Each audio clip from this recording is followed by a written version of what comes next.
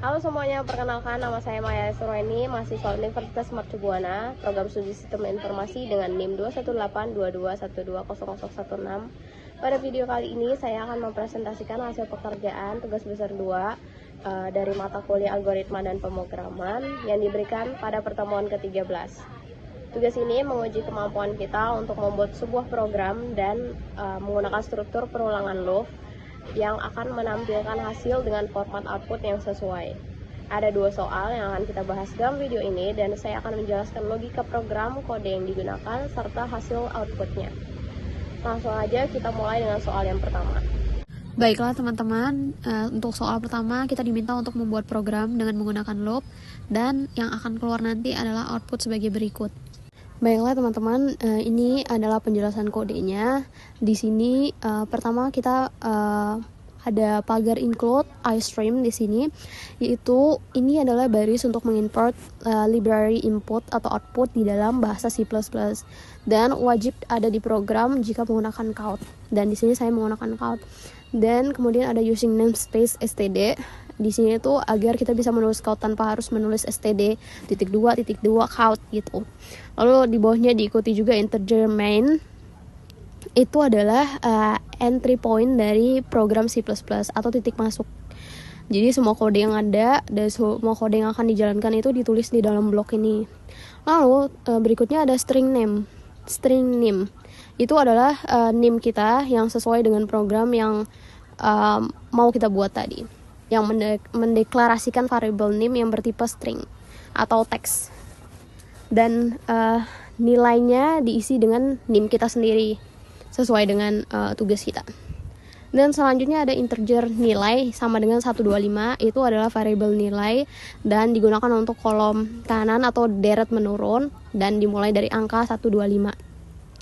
Lalu selanjutnya kita juga menggunakan perulangan for yang dari 1 sampai 5 karena kita ingin menampilkan 5 baris data.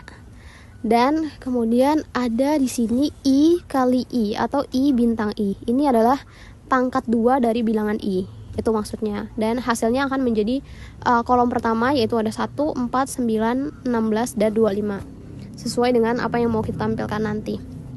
Lalu barisan selanjutnya count dan seterusnya itu adalah mencetak satu baris output di mana i bintang i itu adalah bilangan kuadrat, nim itu adalah nim tetap kita, dan nilai adalah angka yang akan berubah.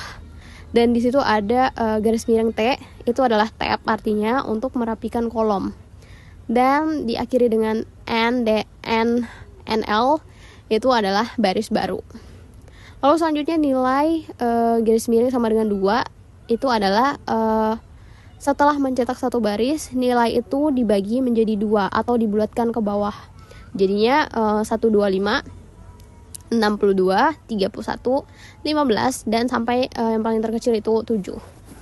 Lalu terakhir itu ada return 0, itu menandakan bahwa program telah selesai dijalankan dengan sukses. Begitu teman-teman. Dan inilah hasilnya teman-teman. Bisa kita lihat di sini ada 3 kolom. Yang mencetak yang pertama itu adalah kuadrat dari 1 sampai 5. Yang kedua adalah NIM saya sendiri. Lalu yang ketiga itu nilai yang menurun dari 125 sampai ke 1. Baiklah teman-teman, kita akan lanjut ke soal berikutnya, yaitu di sini kita diminta untuk membuat program dengan loop dan dengan output sebagai berikut, seperti yang sudah dosen tentukan. Dan inilah penjelasan kodenya, yaitu ya sama seperti tadi di dalam C++ akan dimulai dengan include dan teman-temannya hingga integer. Dan di dalamnya di sini ada integer jumlah pangkat 2 sama dengan 0, jumlah pangkat 3 sama dengan 0. Itu adalah inisialisasi 2 variabel yang menampung jumlah dari jumlah pangkat 2 untuk total pangkat 2, ya jumlah pangkat 3 untuk total pangkat 3. Dan di sini menggunakan count lagi, yaitu untuk mencetak judul kolom tabel, dan di sini juga menggunakan garis miring T, yaitu tab agar kolomnya sejajar.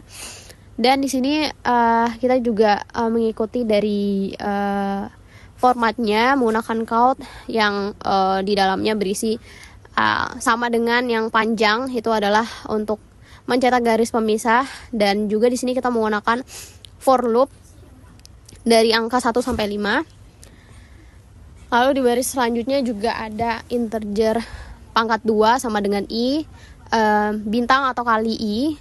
Lalu ini untuk menghitung pangkat 2 dari i. Dan diikuti juga integer pangkat 3 sama dengan i kali i. Itu adalah untuk menghitung pangkat 3 dari i. Dan selanjutnya ada count.